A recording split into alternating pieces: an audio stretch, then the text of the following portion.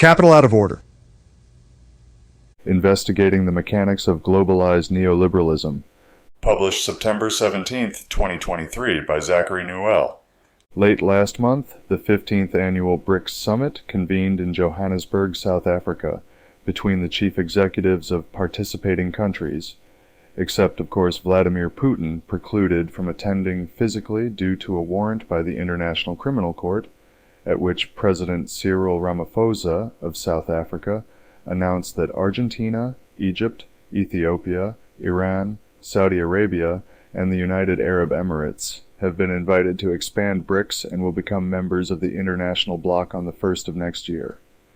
Richard Medhurst, reporting from that same week, offers a tidy analysis of the impact we can expect from one of the summit's other noteworthy developments: the bond issuance and lending policy announcements of BRICS's new development bank. Quote, "No one actually expects to wake up tomorrow morning and, the dollar is gone, sanctions are gone, the weaponization of the greenback is gone. What BRICS is doing, however, the original five, they created a bank known as the New Development Bank, or NDB. Now this BRICS bank, they have issued this month bonds in South African Rand, and in 2 months, in October 2023, the NDB will issue bonds in rupees. The NDB just announced that it will issue 30% of its loans in currency that belongs to BRICS members: rubles, rupees, no US dollars for that 1/3 of their loans."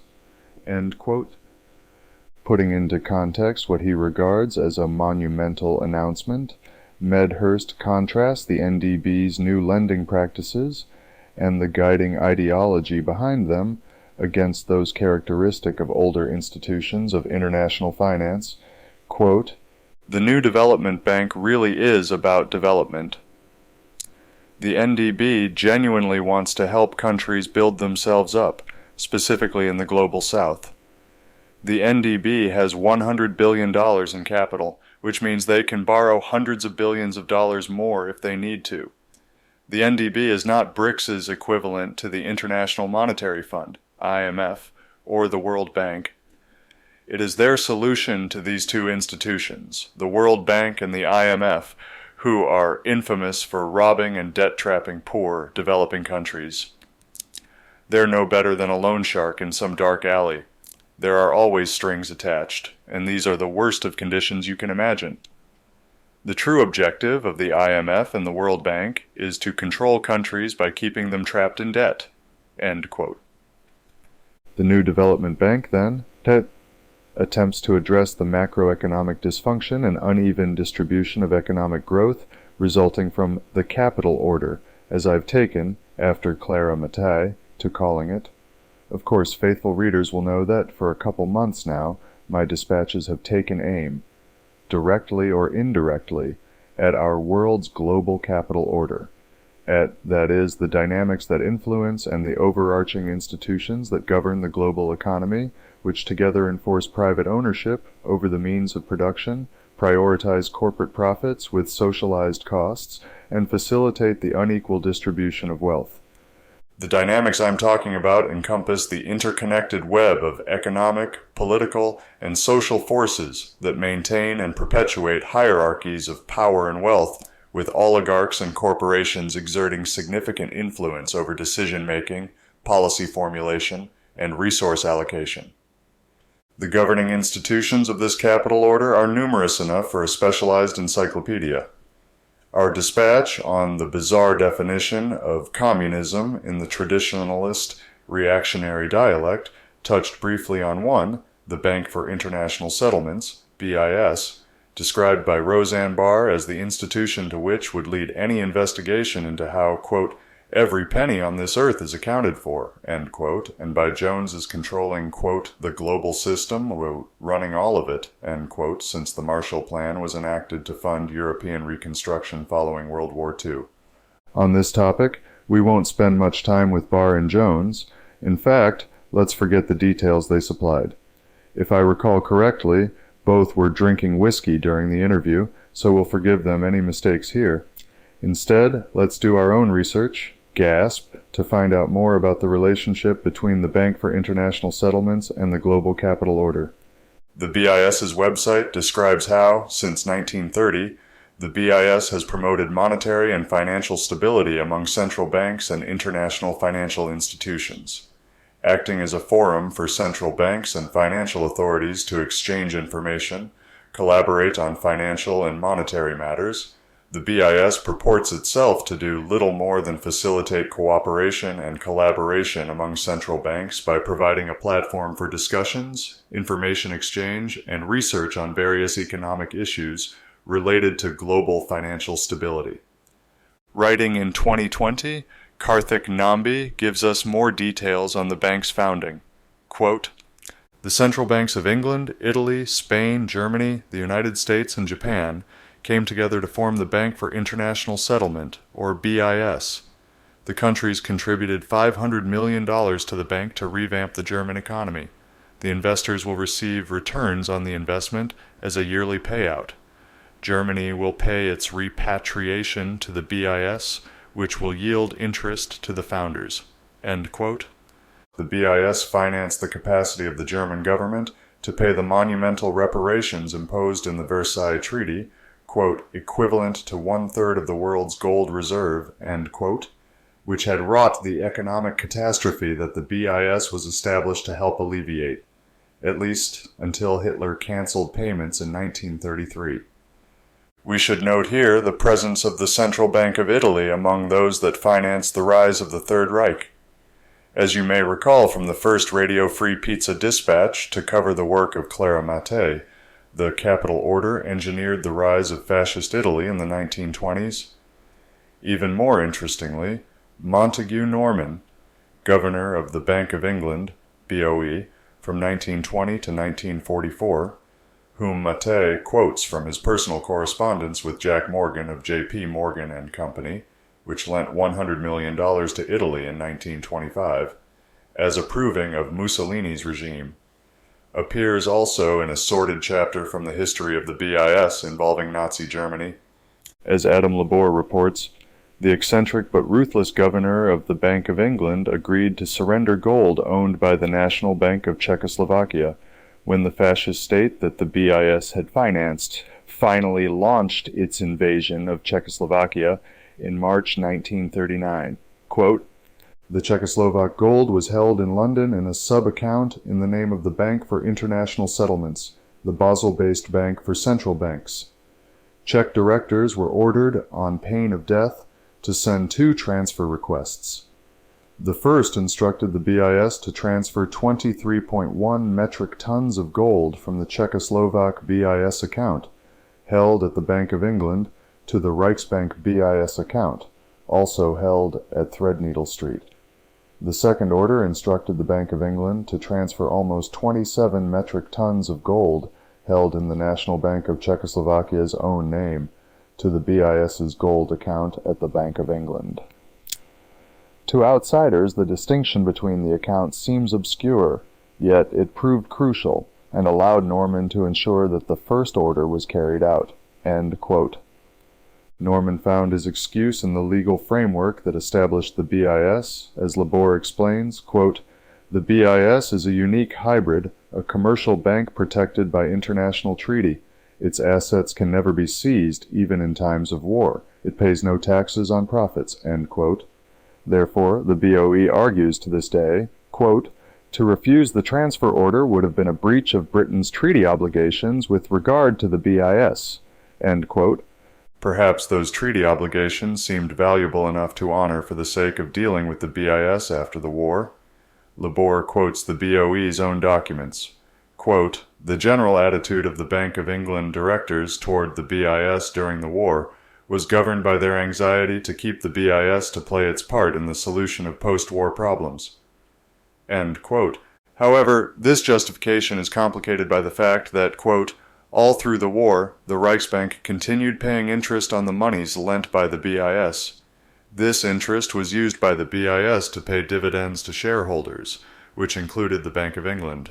End quote. Nonetheless, concern over economic challenges following the end of the war wasn't limited to the BOE. In fact, the BIS's own history describes alternatives proposed in addressing the predicted problems. Quote, in July 1944, a United Nations conference met at Bretton Woods in the United States to discuss the post-war international monetary system. The Bretton Woods Conference adopted a resolution calling for the abolition of the BIS at the earliest possible moment, because it considered that the BIS would have no useful role to play once the newly created World Bank and International Monetary Fund were operational. European central bankers held a different opinion and successfully lobbied for maintaining the BIS. By early 1948, the BIS liquidation resolution had been put aside. It was understood that henceforth the BIS would focus foremost on European monetary and financial matters. End quote. Recalling the association drawn above by Jones between the BIS and the Marshall Plan, one must be forgiven for presuming that the BIS might have financed the post-war reconstruction. Eric Toussaint so disabuses us of that notion, describing instead how the prospect of establishing a trade surplus to maintain its levels of domestic employment persuaded the U.S. to provide grants to European countries, rather than loans through the World Bank that would require repayment. As Toussaint explains, the approach of the Marshall Plan stands in stark contrast to that taken for the rest of the globe. Quote, loans with interest have been the main instrument used to allegedly finance the Third World's development. Creditors consider that it is in their better interest to maintain developing countries in a permanent state of indebtedness, so as to draw maximum revenues in the form of debt reimbursement, but also to enforce policies that serve their interests, and to make sure that they remain loyal partners within the international institutions. End quote. This echoes, of course, Medhurst's reporting, quoted at the top of this dispatch, that describes both the World Bank and the IMF as predatory lending institutions that keep a stranglehold on the growth of the developing world. Of course, the institutions themselves would seem to disagree. According to its website, the World Bank provides financial assistance and technical policy advice to developing countries to help them achieve long-term economic growth and poverty reduction. Similarly, the IMF's website describes how it provides financial assistance to member countries facing balance of payments problems and offers economic policy advice, ostensibly to prevent financial crises and support countries in their efforts to maintain stable economies. Given the BIS's post-war focus on European monetary and financial policy, the World Bank and International Monetary Fund, IMF, seem like more probable candidates for the institutions running Jones's global system today. Meanwhile, I find no shortage of evidence, at least when I go looking, suggesting that the World Bank and IMF exploit developing countries in just the way that both Medhurst and Toussaint described above. In fact, for 2 decades I've considered this common knowledge since John Perkins' Confessions of an Economic Hitman appeared in 2003. Worth a read however you can find it, that text supplies us with a prime example of how the IMF has acted as an apparatus of a capital order that impoverishes the masses. Quote, during the 1973 OPEC oil embargo, petroleum prices skyrocketed and Venezuela's national budget quadrupled. The international banks flooded the country with loans. Then, in the 1980s, oil prices crashed and Venezuela could not repay its debts. In 1989, the IMF imposed harsh austerity measures and pressured Caracas to support the corporatocracy in many other ways. Between 1978 and 2003, Venezuela's per capita income plummeted by over 40%. End quote. Moreover, in Perkins's telling, the example of Venezuela's impoverishment, due in part to the IMF's predatory lending practices, seems to match a worldwide pattern through the last half of the 20th century. Quote, the income ratio of the 1/5 of the world's population in the wealthiest countries to the 1/5 in the poorest countries went from 30 to 1 in 1960 to 74 to 1 in 1995, and the World Bank, the U.S. Agency for International Development, USAID, the IMF, and the rest of the banks, corporations, and governments involved in international aid continue to tell us that they are doing their jobs, that progress has been made, end quote. Though we'd need more than the explosion of global income inequality to confirm the Venezuelan example reflects a worldwide trend, requiring, I think, data demonstrating a concomitant crash in per capita income for developing countries, weighted according to how much foreign aid they've received. It's clear that economic growth has been unevenly distributed, which I'm sure none would contest. Regardless, however, we have other examples of the foreign imposition of technocratic policy-making on an indebted developing country as a strategy of the capital order. The aforementioned Mattei points to the 1920s loans provided to fascist Italy in exchange for austerity measures as an ancestor of the IMF's modern style. Expanding our scope to the World Bank, that other institution developed at Bretton Woods in 1944, in part to replace the BIS, we find another example of the international monetary system working to impose neoliberal economic policy on developing countries in the World Bank's own Financing Health Services in Developing Countries, an Agenda for Reform, 1987. That policy study proposes 4 key policy reforms for managing healthcare in developing countries. 1. Charging users of government health facilities. This will increase access for the poor. 2. Providing insurance or other risk coverage. Governments cannot raise government hospital charges close to costs until insurance is widely available. 3. Using non-government resources effectivity. Encourage non-profit groups, private physicians, pharmacists, and other health practitioners to provide health services for which consumers are willing to pay. 4. Decentralizing government health services. When setting national policies and programs, use market incentives where possible to better motivate staff and allocate resources. Overall, the release emphasizes the relief to national budgets that privatized healthcare would afford developing countries and suggests that a higher standard of care for patients, along with increased personal wealth from a reduced tax burden, would result from its implementation. Sounds benevolent, right? But some, like WHO advisor Adriano Cataneo, see these proposals as, quote, taking the world health system to Wall Street. It is the opposite of what's written in the Declaration of Human Rights, and in many constitutions, where health is considered a right and not something that comes from the crumbs that the rich make available to the poor to pay for a medicine or a vaccine.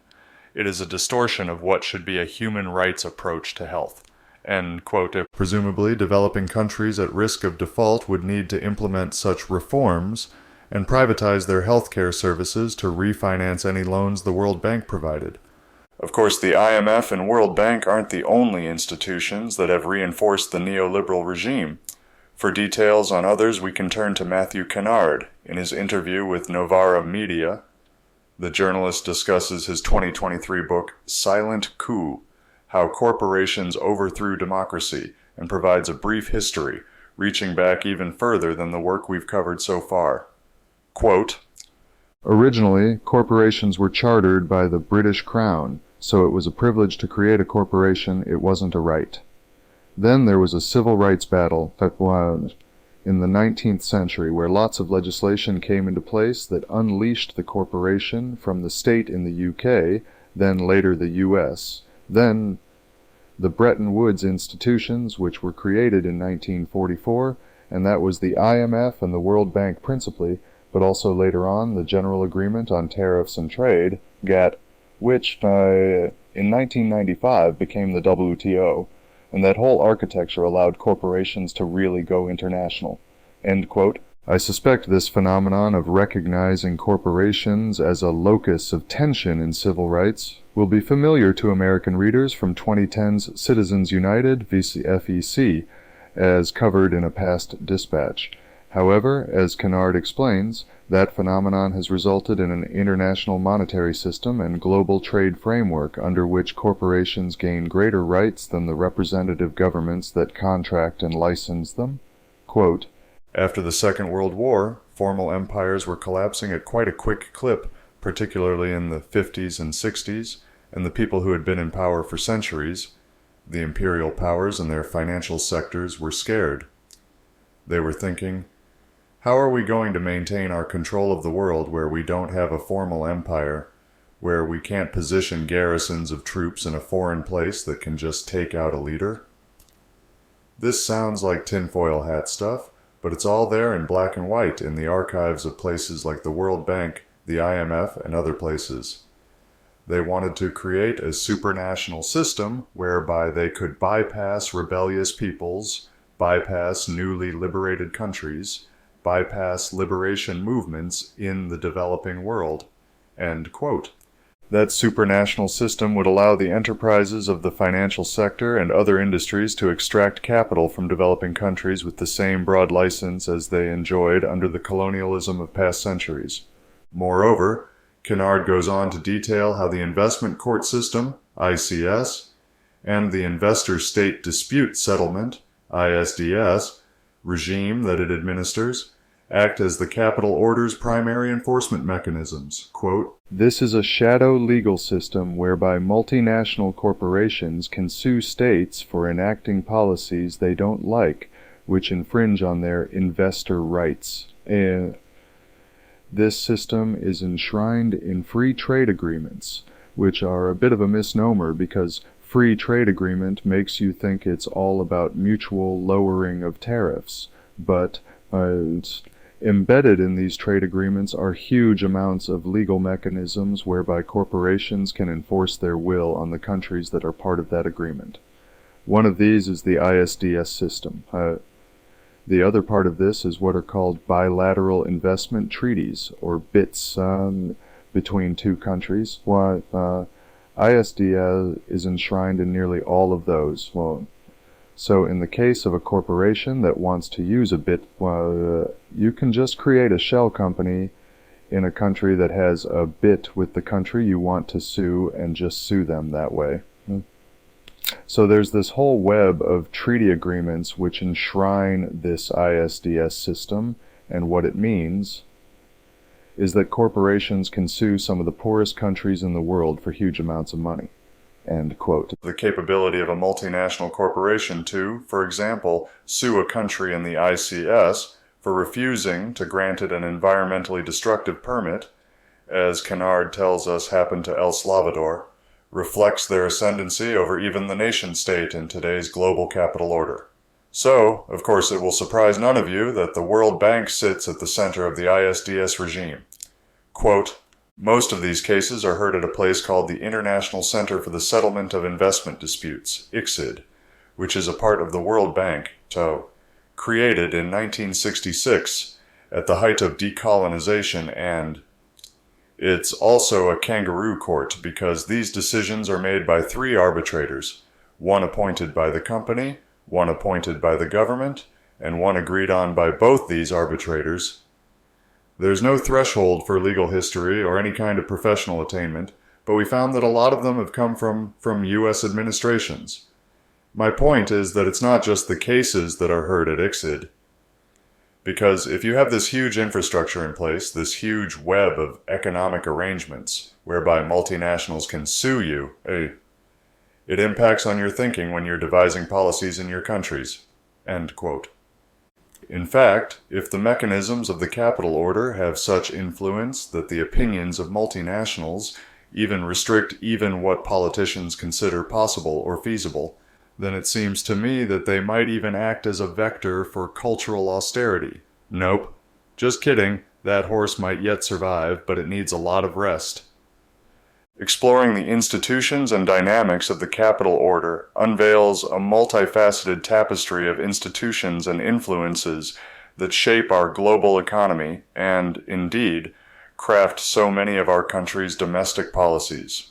The BIS's origins, intertwined with World War I reparations and the rise of Nazi Germany, reveal a complex web of financial and political interactions ostensibly designed to promote global stability and growth, but in practice, trapping developing countries in debt and extracting multinational corporate profit. Within the globalized neoliberal regime those institutions promoted, multinational corporations have emerged as powerful actors, wielding geopolitical influence through mechanisms like the ISDS regime. The evolution of the corporation from colonial-era charters to modern-day international players has redefined power dynamics on a global scale. While the initiatives of the new development bank announced last month seem poised to present a viable alternative to the IMF and World Bank as international lenders, what impact this may have on the ISDS regime and on other institutions of the global capital order remains to be seen. In the meantime, however, examining these institutions' growing histories of coercive extractions allows us to examine the intricate relationships that have long tied economic forces to political agendas, and to witness in them how the capital order blurs the lines between international cooperation and imperial decree, while promoting, or alternatively imposing, fiscal and monetary policies upon governments and consumption patterns upon citizens that align with the interests of the ruling class, in the interest of maintaining power dynamics, political structures, and socioeconomic hierarchies favorable to the global capital order. Understanding the institutions that have supported the capital order is essential to comprehending the intricate mechanisms that govern our global economy and manipulate societies worldwide. The interplay of institutions, corporations, and policies underscores the complexity of our world and underscores the ongoing need for critical analysis and inquiry into the capital order as a hegemonic force critical in shaping national economies, government policies, international trade, and the distributions of both resources and revenues in countries across the globe. While BRICS' new development bank plans to offer developing nations an important alternative to the World Bank and the IMF, one exciting enough for Medhurst to say above about the denomination of its bond issuance, quote, "This is explosive, this is colossal," end quote. I expect that, nonetheless, examining the history and practices of the institutions that the NDB seems poised to supplant will serve us well in analyzing and critiquing the multipolar capital order now emerging in our world today.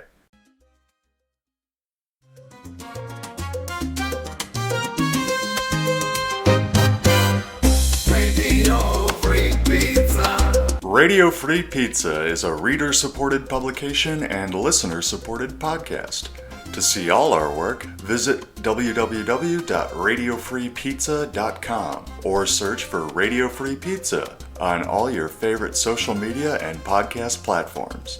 You might even find a button to click that says subscribe. And if you're really lucky, it will let you leave a review. Otherwise, just share a link with your friends or on social media. Thanks for your support. Radio